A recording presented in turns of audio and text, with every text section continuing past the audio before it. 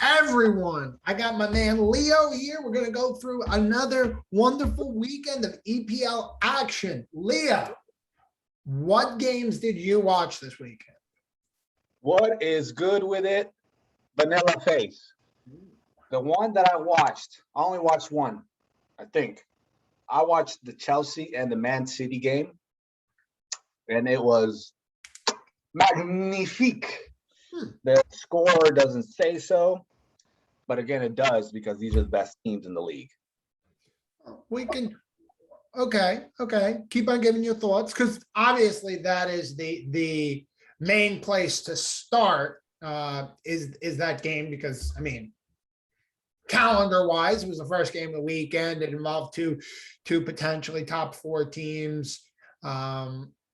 Yeah. So what were some of your thoughts on the game? By the way, we also may have a guest come in who will have an opinion on Chelsea, but for now, he's not here. So we're going to start just with our own breakdown of it. The game was solid, man. I mean, I've seen City almost 2 weekends in a row just play some really solid football, team football, and a lot of the highlight, or a lot of the spotlight that I would like to put it on, is on people like Cancelo. People like Cancelo have been impressing me a lot lately. Somebody like Bernardo Silva, he's been like, whoa. I don't know if I've been living under a rock, but that man can play. He reminds me of the previous Silva that used to be on City. And are they related by any chance? No. They play David Silva is Spanish and Bernardo Silva is Portuguese. Okay. Gabriel Jesus was hot, on fire. Foden was also just nibbling at anything he could get. Grealish was decent still, Lukaku was great, but he got packed down. Timo just doesn't do it half the time. And I mean, what can I say, man? It was a good ass game, in my opinion. What do you think? I think that Chelsea played the game backwards, particularly at home. Their game plan was, and they did it honestly against Spurs as well, was to let City punch themselves out. Give them the ball, let them go for it. We'll counter, go. But City just never gave up the ball. I think I was talking to you during the game, and I said, Chelsea keep on trying to make risky passes, like pass it with 2 or 3 guys on one man. So then City would overcommit, and then Chelsea could break. And they got that like 1 or 2 times. 1 or 2 times, 2-3 people came for the ball. Chelsea were able to get it over the top. But as you alluded to, Werner may have gotten the first touch, but it wasn't in a good place. I mean, that's not, and I don't really want to put that on Werner. He just didn't have room. And then Lukaku never got the ball. So Chelsea were consistently trying to implement a strategy that just didn't work, and Tuchel didn't have a plan B. He wanted to do this counterattacking football, which is what City do. Like that is not how you beat Man City. You don't try to beat Man City at countering them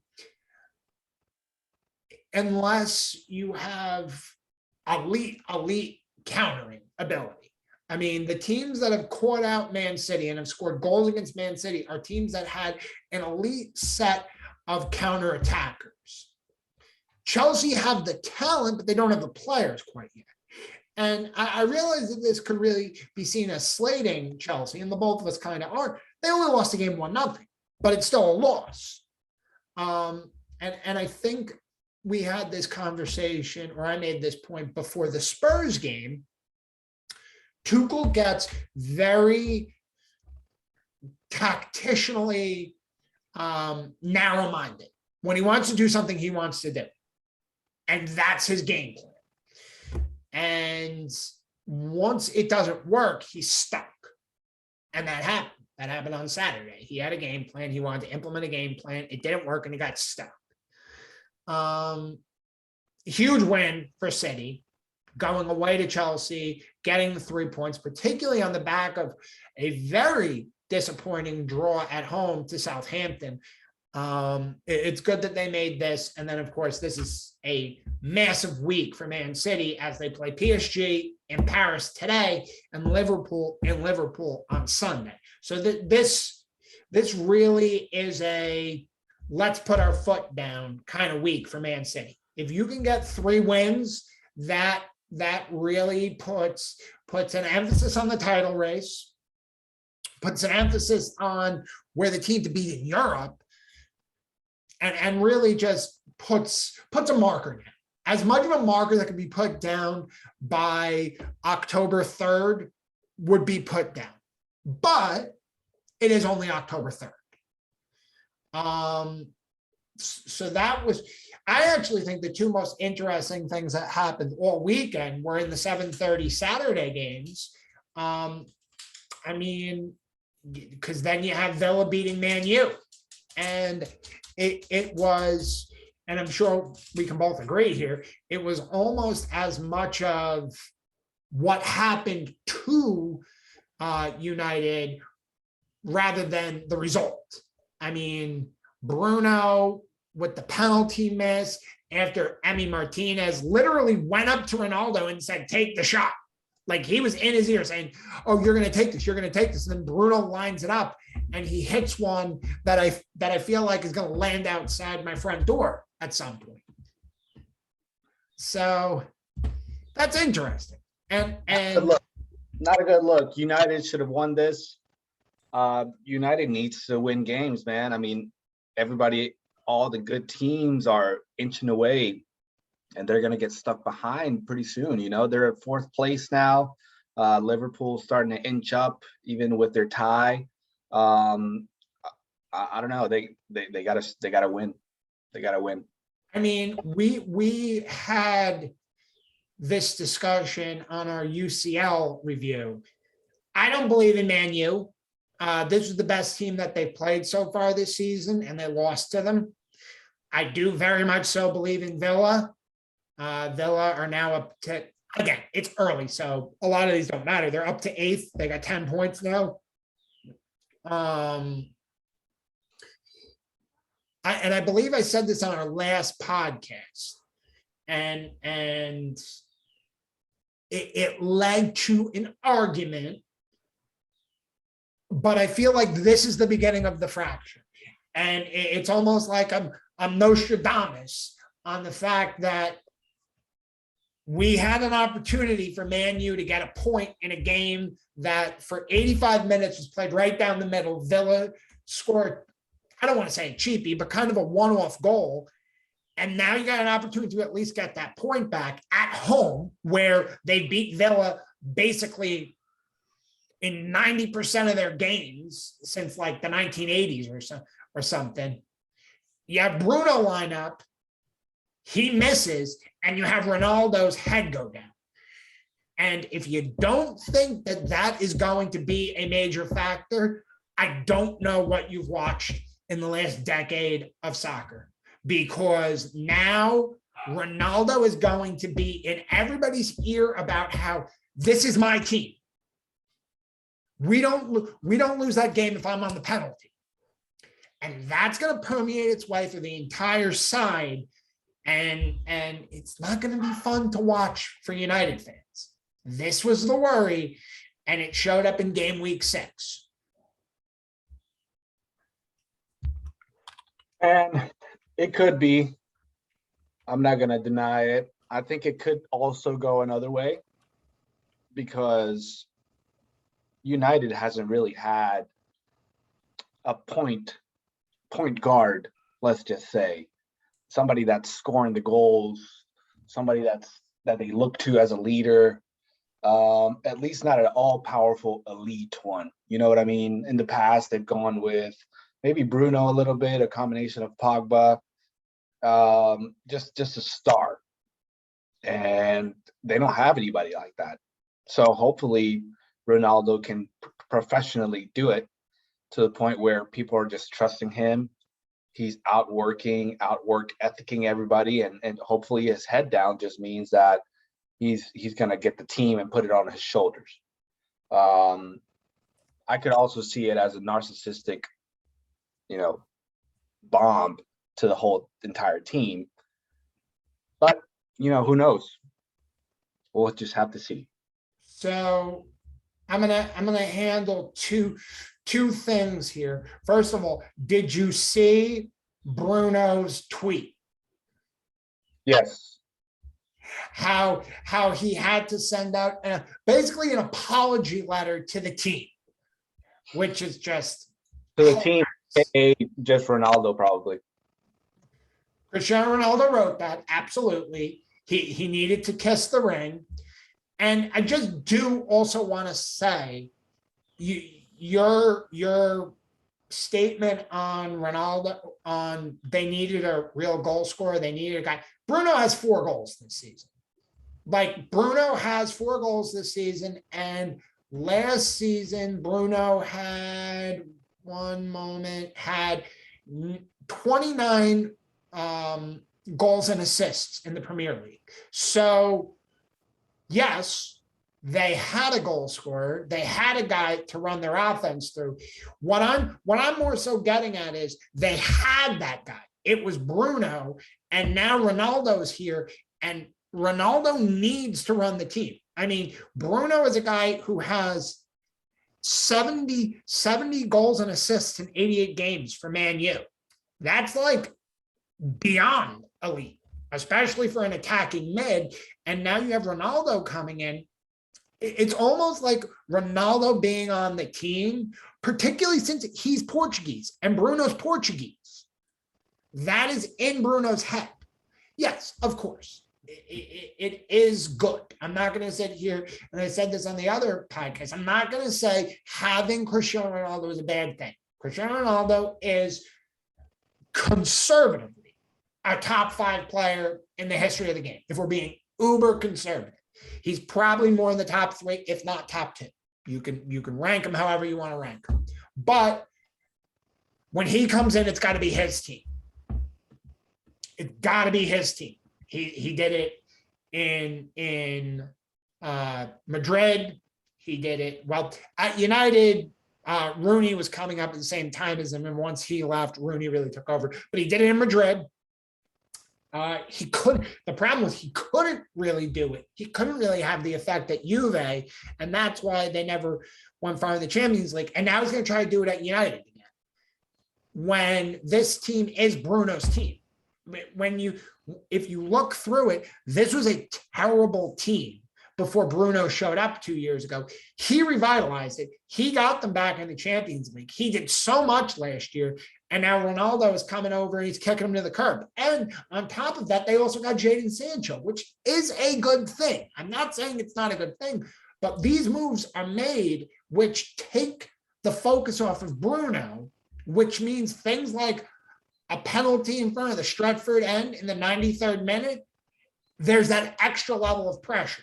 Because because now United brought in guys to be the guy. And Bruno is supposed to be the guy.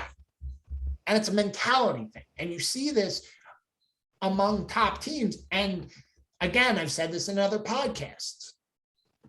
The teams that will do well are the teams that have been there before. So it's going to be interesting to see. Obviously, I seem to be more caught up in the behind the scenes of it than you do. And you look, it's a guess, honestly. It's a guess. I could be absolutely wrong, and United could come out next week and who do they play next week? They play Everton. They'll probably blow out Everton. And then, nobody will have this conversation again. But it'll be interesting to see. Look, I'm just going to go there because I know you want to drown in my tears. Much like Tuchel, Klopp came out, and we're talking about the Liverpool-Brentford game. Klopp came out and he wanted to play a certain way, which was exactly how Brentford wanted to play. They wanted Liverpool to go after them. Now,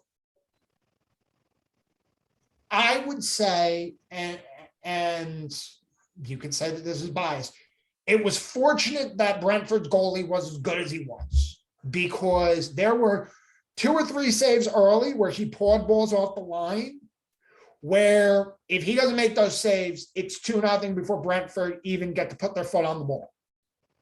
Before Brentford knows that game happened, it's 2-0 Liverpool, and we're having a totally different conversation. But the goalie made very nice saves. I mean, there was one particularly within the first 10 minutes where it was an open net and he sprawled to stop a goal being scored. I mean, I thought it was a goal 2-3 times, but the goalie made some nice saves. And then, of course, Brentford took the lead. Liverpool responded. But what happened was Liverpool got lulled into this back and forth game. I mean, most exemplified by the fact that Liverpool takes a 3-2 lead and then brings in Bobby Firmino, takes off the midfielder, brings in an attacker. You just took a 3-2 lead. That to me says we're going to play Brentford's game. I mean, Monday morning quarterback right now, Tuesday morning quarterback now. If Liverpool make that move and they win 5-2, 5-3, then we're saying Klopp is a genius. He knew it was going to be an attacking game. He brought another attacker, but that wasn't the way the game was going. Brentford had plenty of chances all game. They harassed Liverpool's back four. I mean, for some reason, again, tactically, Liverpool were playing very high with their midfielders, which put the back four on an island. If you watch back the goals, 2 of them were where Trent Alexander-Arnold had 3 guys on him. And that's because Jordan Henderson wasn't tracking back to help him. I don't care if you're Roberto Carlos, I don't care if you're Danny Alves, I don't care if you're the worst right back in the world. If there's 3 guys on you, you're going to get beat. If there is a corner that comes in back post and there's 3 guys on you, one of them is scoring. So Brentford played their game, Liverpool played their game, or Liverpool played into Brentford's game, and Brentford came away with the 3 point with the point. I said 3 points. They didn't. Liverpool still got a draw. Still at top of the league. I mean, might as well 3 points for them, because this is a point that it's long term for Brentford. It's going to put them on top of five teams, 6 teams. You know. Yeah. I saw where a defender got a ball off the line on a goal that Mo Salah should have had. Right. I saw Alisson Becker could have came out on a play where he got scored on, where it was on the line, and he could have been a little more aggressive maybe, but it was a tough call, right? Liverpool should have won this all day long. There's you know what? I don't want to drown in your tears, but that's at the end of the day, that's the main story. They should have won this game. People should be beating Brentford. And the best thing about the EPL right now is that they're not beating Brentford. Brentford is giving people bloody noses like this game. They're putting a lot of dynamic into the EPL, and they're bringing the EPL to what it really is, which is some of these battles that they have and that we see every weekend. So, I mean, good for them, you know, bad on Liverpool. It seemed like it was a great game, and I'm kind of mad that I missed it. So here's what's very interesting. And this is really what will speak to the, I guess, validity of this game either way. Brentford, who are a London team, play West Ham in London this weekend. So they're not leaving home, obviously. I mean, it's not a home game, but they're still in London. But then after that, they have back-to-back home games against Chelsea and Leicester City. So, and this is just how things work. If Brentford give bloody noses to those teams, particularly Chelsea, this game doesn't matter for Liverpool. If Brentford go out and give a bloody nose to Chelsea and they draw Chelsea or they beat Chelsea, then you have to say, well, Brentford's a plucky team. And you know what? To be honest, they're a plucky team either way. Brentford, I know you're downplaying them. They're 2-3-1. They got 9 points already. That's 9 points on the board. That's 9 points on the board. I mean, that's if 40 points gets you to safety, they're basically 25% there through 6 games. So very good on them. And actually, just looking at their schedule right now, I'm excited as a Liverpool fan that they are playing Chelsea early, because I want them to be able to play this way against other top teams. And that is me being totally biased as a Liverpool fan, because I don't think they'll be able to play this way when the schedule wears on, because at some point they will tire out. They can't play free-flowing attacking football all season just because they don't have the legs to do so. So, I mean, if you're playing Arsenal, if you're playing Arsenal, Liverpool, and Chelsea within your first 10 games, when you want to play your way, that's very good for them. I mean, they beat Arsenal, they drew against Liverpool, they have Chelsea coming up in a couple weeks. And I think that Chelsea is going to have a lot of trouble with them, because they're still going to play that way that they played on Saturday, the way they played against Arsenal. I know that they do have a loss. I believe it was Wolves. Was it Wolves? 1 minute. No, I'm sorry. Their only loss was to Brighton. They lost 1-0 to Brighton. So, I mean, they're going to play their way. I mean, they are one of 8 teams in the league that have 1 loss or fewer. The only undefeated team is the aforementioned Liverpool. They're 4-2-0. But, I mean, they're playing well. They're playing very, very well. And as long as they're able to play the way that they want to play, they're going to do some damage. So one last winners side before we get into some teams that really disappointed. Arsenal. I mean, 2 weeks ago, we were talking about how Arsenal were bottom of the table and Tottenham were top. Arsenal's ahead of Tottenham right now. Arsenal's in 10th, Tottenham's in 11th. They have the same goal difference, same 3-0-3 record. And I watched that game on Sunday. Arsenal rolled up on Tottenham big time, especially in the first half. They rolled them like bad. Like Emil Smith, I was texting one of my buddies who's a Spurs fan. Emil Smith Rowe looked like Lionel Messi. They just gave them all the room in the world. And I'm going to call out one of your countrymen. Davinson Sanchez needs to be on Scunthorpe's bench at this point. He is not a Premier League player. If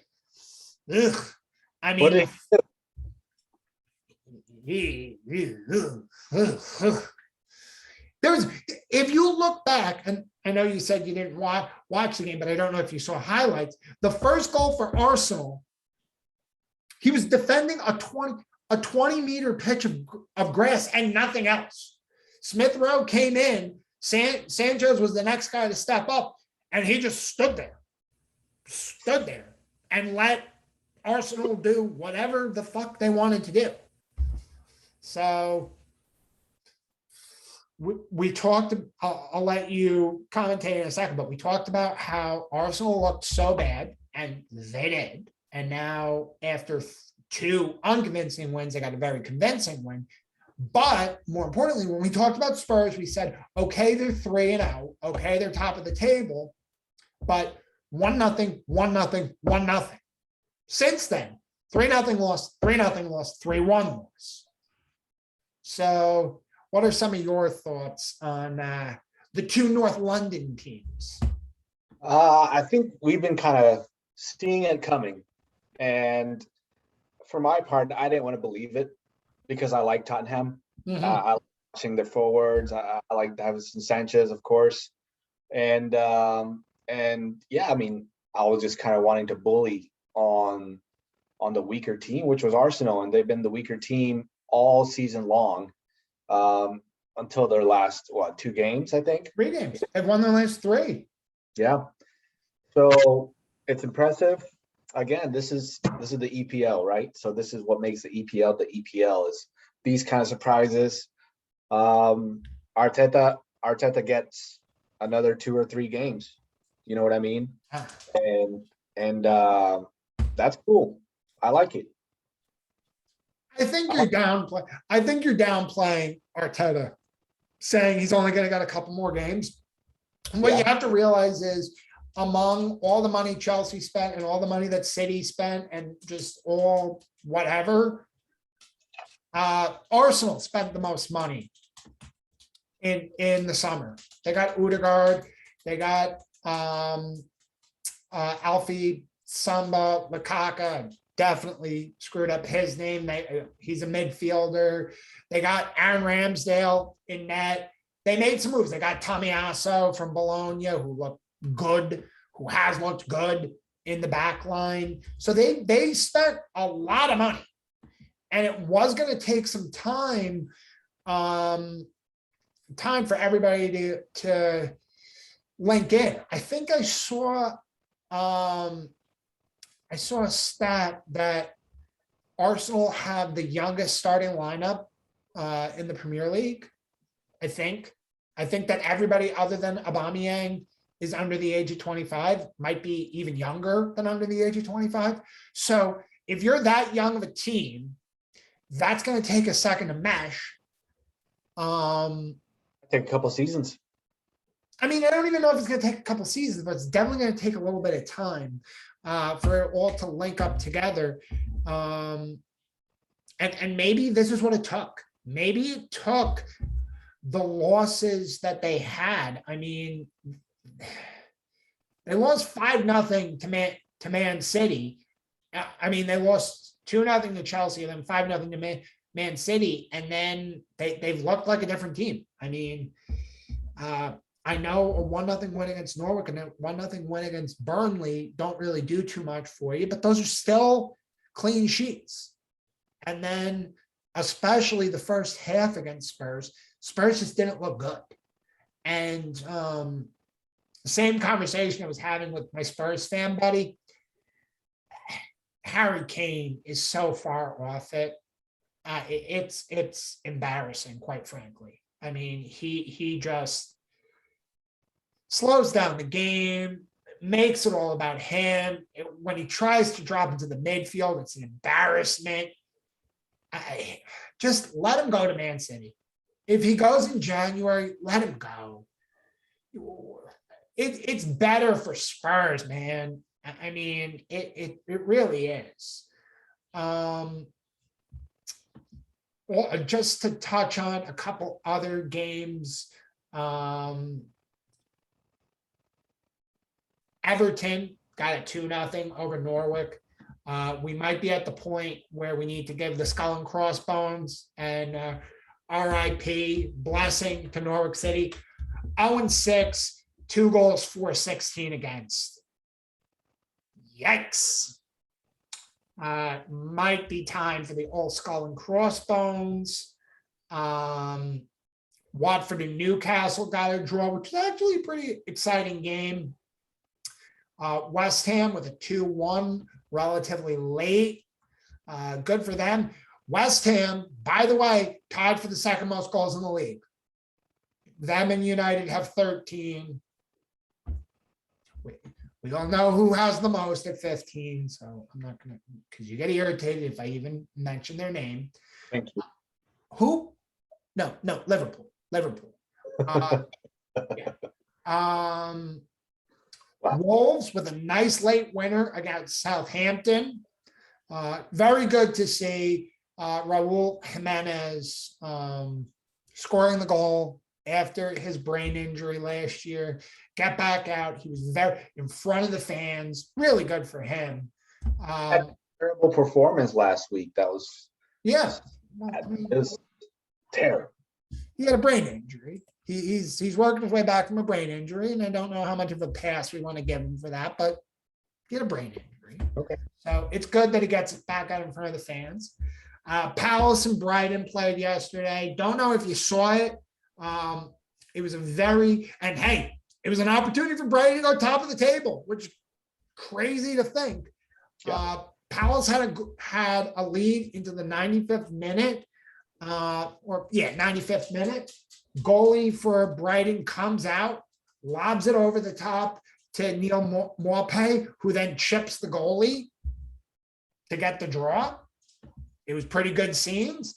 I don't know how Crystal Palace and Brighton are rivals, but that's apparently a derby game. That was they're big rivals. I don't know how they're rivals. I guess it's something from when they were both in the lower leagues together, but those two teams do not like each other. And Maupay chipping the goalie in the 95th minute was a big deal. If you see the highlight, he lost his mind. It was a very good scene, and I know that you poo-pooed Brighton heavily. 4-1-1. 4-1-1. They have the same record as Man City, the same record as Chelsea, the same record as Man U, the same record as Everton. 4-1-1. I mean, they only have a 3-goal difference, so they're sitting in 6th. But when you have the same record as the champions of England, the champions of Europe, a team that spent 200 million pounds, I mean, at some point you have to say Brighton are a team. But what I will also say in that, their next game is against Arsenal. And this is where we have to keep on saying, when are things going to change? What is the statement? And this is a home game against Arsenal. You got to win that game. You got to win that game. You have to make it a statement. You want to keep on saying we're going to punch with the big boys. And if Arsenal wants to say we're a big boy again, you got to beat Brighton. The one game that I haven't mentioned yet, I think they're the most disappointing team this year. Leicester draws against Burnley, who haven't won yet this year. They're one of, and this is actually kind of surprising through 6 games. This is a fact. There's 5 teams that haven't won this year. Southampton, Newcastle, Leeds, Burnley, and Norwich. Southampton have 4 draws, so that's good for them at least, but they haven't won yet. But when you have a team that is 0-1-4 coming into the game, and you're a Leicester who, and I hate to beat you up about this, but I beat you up about this because I quasi believed it too. You had Leicester City over Chelsea in the top 4 this year. Now, again, I'm not. It's a funny thing to point out, but I'm not totally saying that you were wrong. And it was pre-Lukaku, but Leicester have the talent to be in and around the top 4. They drew against Burnley and need to score late to do so. They should be beating Burnley. They shouldn't be. They're bleeding shit right now. Big time. And guess what? That was a home game. You're playing Burnley at home, and you have to score late to draw. Ugh. Yikes. There's many tough draws this weekend. I will say that. Yikes. Well, I can't even really say many tough draws. I mean, yeah. I mean, I think that at the end of the day, the biggest result of the weekend is going to be that United not just that United lost, but the way that they lost, and then whatever goes on with Bruno and Ronaldo, they have to react to that. They have to.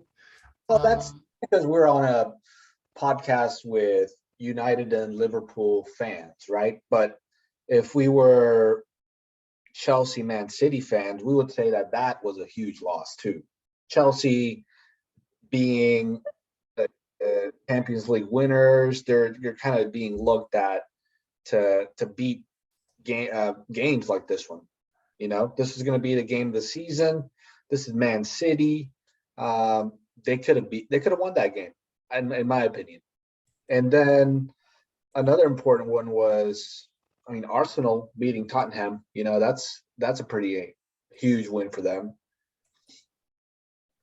But yeah, the whole Cristiano Ronaldo and Bruno Fernandes, that's going to be a little novella that's waiting to unfold right there. I will say, I have said it and I will say, it matters the ripples of it. So butterfly effect. The butterfly effect, exactly. So if Arsenal do what they do to Tottenham and then lose to Brighton, that game didn't matter. If the next time a penalty comes and they give it to Bruno and it's fine, and he goes right over and he gives a hug to Ronaldo and they're cool, that's fine also. I mean, if Liverpool come out and Liverpool Man City is obviously going to be a tremendously big deal. If City win that game, that makes their win over Chelsea matter more, because then City will be able to say, we went to Chelsea, we went to Liverpool, back-to-back weeks, beat them both. And even kind of in a draw, you get that, but definitely in a win, Man City will be able to say, boom, we put our foot down, this is our league. And even then, Liverpool would only be 2 points back. Chelsea could be level with them, but just the effect that Man City could say, we did it. We went, we won, we did it. That will make that game matter more. What I'm saying about the United penalty issue, and why I think that is the biggest thing to see, is Ronaldo is a very imposing figure, and they don't have the management to handle Ronaldo. Like, Chelsea loses, Chelsea has Thomas Tuchel to say, hey, we can fix this. Liverpool look like trash, they have Jurgen Klopp who will say, hey, we can fix this. Even if City lose to Liverpool this weekend, Pep could turn, or let's just not even say lose to Liverpool. Let's say City get demolished by PSG today, which could very well happen. Pep will be able to say to his guys, hey, you beat Chelsea last weekend, you got Liverpool coming up, let's focus. They have managers that could do these things. United don't. Like, if Bruno and Cristiano Ronaldo, I'm not saying they will, but if Bruno and Cristiano Ronaldo got into like a big argument, Ale would sit there and say, oh, what am I supposed to do? Pep wouldn't put up with that. Tuchel wouldn't put up with that. Klopp wouldn't put up with that. Ale would just sit there and say, oh, what can I do? So that's why it's a bigger issue. They don't have the presence. I mean, their captain is Harry Maguire. That's not an imposing presence. Harry Maguire is not going to say shit to Cristiano Ronaldo. Harry Maguire can't lace Cristiano Ronaldo's boots, and that's the captain. Harry Maguire reminds me of Tobey Maguire in Spider-Man 1. Just a bitch. Yeah. And I don't like him. Yeah. So when you look at the leadership, when you look at what's there, if United have the smallest inkling of a problem, it's all going to fall apart. It's all going to fall apart. And you don't have that problem at Liverpool. You don't have that problem at City. You don't have that problem at Chelsea. I don't even know if you have that problem at Arsenal or maybe even Tottenham. You don't have those problems. If things are falling apart at teams, well, maybe Tottenham and Arsenal and being a little nice because Nuno isn't really a set in place coach, nor really is Arteta, but just to keep it in the top four. With Liverpool, City, and Chelsea, they have leaders. I mean, hell, I'm looking at Everton even have better leaders in the squad than United do. Everton has a Champions League winning coach in their dugout in Rafa Benitez. They have guys who, and just to go on a little tangent, look at what that's done for Everton. Everton are 4-1-1 as well. I mean, that's the difference of what a manager does. A manager that can come in and now I'm going on a real tangent here. Everton lost 3-0 last weekend, came back and won 2-0. Now I know it's Norwich, but that's what a manager does. That's the difference a manager makes. And a lot of people can say that it's, oh yeah, it's just a manager. What difference can they make? If you have a manager that can sit you down after a 3-0 loss and say, you know what, we're going to watch this tape and then forget about it forever. I know you don't like Ted Lasso, but a great Ted Lasso quote is, the happiest animal alive is a goldfish because it's got the smallest memory. So you know what? Rafa Benitez probably sat his whole team down after the Villa game and said, we're going to watch this. We're going to analyze this. We're going to remember this. You got your asses beat. 3-0 is terrible. But you know what we're going to do right after that? We're going to burn the tape. We're going to burn the tape to the ground. You're never going to remember this again. You're going to remember everything right now and then burn it to the ground. Ole Gunnar Solskjaer isn't doing that because he doesn't have the clout. Cristiano Ronaldo has the clout. Ole Gunnar Solskjaer doesn't. So that's why in my opinion, anything United is going to be amplified. That's why something like what happened at the end of that Villa game is amplified. Good point. I can see where you're going with that. I can see also Ronaldo just, like that famous clip of him in Real Madrid, just coaching from the sidelines, doing all kinds of hand motions and doing this and that. That's bound to happen any second. It's possible. Hopefully it doesn't, but we'll see. Okay. So just some quick things. Who was your winner of the weekend? Winner of the weekend, the whole Arsenal team. I think they were turning it around slowly, and nobody was expecting this one. I don't think. Good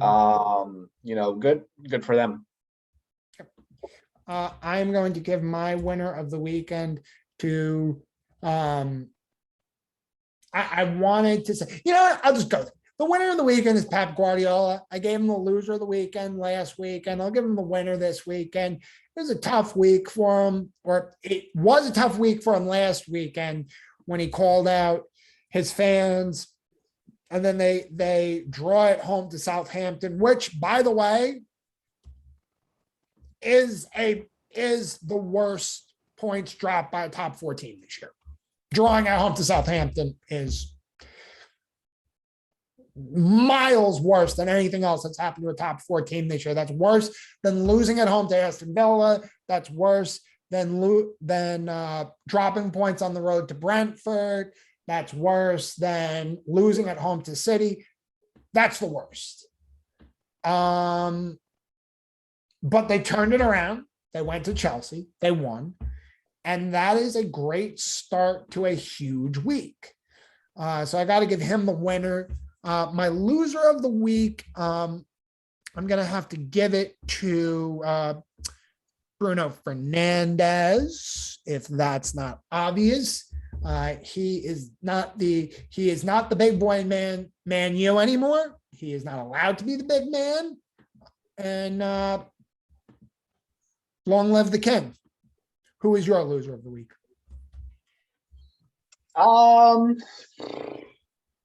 I'm gonna go with Harry Kane. If he's not meaning to be a loser, he's doing it on purpose. Either way, it's a loserish act. What he's trying to do or what he's intentionally doing, he's playing bad, and he sucks. I mean, although I'd like to do an honorable mention to a winner of the week, Mikel Antonio, coming up for his team and doing a late winner against Leeds, I believe. Yep. That dude's a star for West Ham, and he got a standing ovation I saw, and I mean, good for him. He's been a try hard all season, and it's working out sometimes. Yeah, and it's actually pretty interesting because he was number 30 coming into the season, and West Ham kind of screwed him around with what position does he play. They had him, I think he started his career at West Ham as like a wing back, and then they moved him to more of an offensive wing, and then he showed up more as a striker last year. And he basically said, you know what? I'm a striker. I'm number 9. Give me the jersey. And he's number 9 now. And he's playing like a number 9. He wanted the number 9. He is number 9. And he's playing like a number 9. He's scoring goals. And you saw how West Ham were missing him against Man U. That's why him getting the red card the game before Man U was such a big deal. Because even in their loss to Man U, West Ham looked really good. They just didn't have a guy to score. I mean, Jared Bowen was not the goal scoring threat. And West Ham might be a little tricky. West Ham might be a tricky team. And I know we've kind of in different ways poo-pooed them on this pod. You were kind of skeptical of if they were a top team. I mean, I recognize they were top 14, but I didn't think that they had a top 4 run in them. But if Antonio keeps on doing what Antonio's doing and they keep on creating chances for him, I mean, they might do some stuff. I don't think that they're in the Chelsea, Liverpool, City range, but they can give United trouble. I mean, right now for sure they're better. They're better than Leicester City. They're better than Arsenal. They're better than Spurs. Are they better than Man United? I don't know how everything's going here. I'm not going to put them ahead of United, but they could. They could, because I'm going to put them right where they are right now. I think this is where they're going to finish the season, in 7th place, where they are now. That's what I'm going to say. Okay. Yeah. And that's not a disappointment. That's not a disappointment. And I think they'll do the business in the Europa League. I think they'll definitely go to the knockouts. They might be a quarter or semifinal team in the Europa League if they get good draws. I think they're a team that can play with the second tier European teams. So like if they played, I'm just thinking about the best teams that get knocked out of the Champions League. If they play AC Milan, if they play RB Leipzig, if they play the second tier of Champions League teams, I think West Ham could play with them. Atletico. Well, Atletico will probably get through. True. But sometimes. I think Atletico can play with them. Or I think that Atletico is going to go through. But that's kind of where I have them, which is great for them. If I'm putting them at the same level as lower tier Champions League teams from other countries, that's good on them. That's very good on them. Just a quick rundown. Well, you know what? We've kind of gone through the top 4. I don't need to give a rundown in the top 4. But yeah, of course, biggest game next weekend is City Liverpool. It'll be interesting to see Arsenal Brighton, but we'll go through that more in the preview show. So Leo, any parting thoughts? I'm excited for this weekend's coming up game. I mean, Champions League today, of course, is going to be some hot ones, but next week, Liverpool, Man City, on Sunday at 11:30. That's going to be pretty hot Yeah, and that's gonna be sexy. I'm excited for Man United Everton. I mean, I think that they're both teams are transitioning, I would say. Man United, it's playing with being a top tier team in their league, also playing with just being the better of the middle section of the EPL. Everton is also playing around with being the best out of the middle team, but also just staying mediocre in that middle of the table team. So I think both teams have a lot to fight for. Man United need those 3 points if they want to stay with the big boys. So I think they need to show out. What else? Who's Liverpool? Well, we talked about Liverpool. All the rest of the games are still pretty good, I would say, because you have Leeds United and Watford. That's going to be a good one. And there's another one that I liked. Well, we don't Brentford. want to do too deep of a dive just yet. We do have a preview show we're gonna do, but yeah. Ooh, I mean, can't help myself. I mean, just looking at how the schedule lays out, I am very, very intrigued at how nicely it lays out. Like Man U, Everton, 7:30 Saturday morning. That's nice. And then like there aren't games that I'm going to have to miss. Like if I wanted to, I'm also not going to be around all weekend, which is just fantastic, but that's a whole nother point. But like there's a 7:30 game, a 10 o'clock game, the 12:30 game, the Sunday blocks are all balanced out. I like when there's symmetry. And of course, this is before an international break. So it's good to put this marker down. I mean, of course, and we'll get more into this in the preview show, the biggest team with something to gain next weekend is City. Because if City can go into the international break having beaten Chelsea and Liverpool away from home, they're feeling good. They're feeling real, real good. So we'll wrap it up there. We've gone a little under an hour. Leo, always fun, always great. And we will do it again later. Thank you, boys. Y'all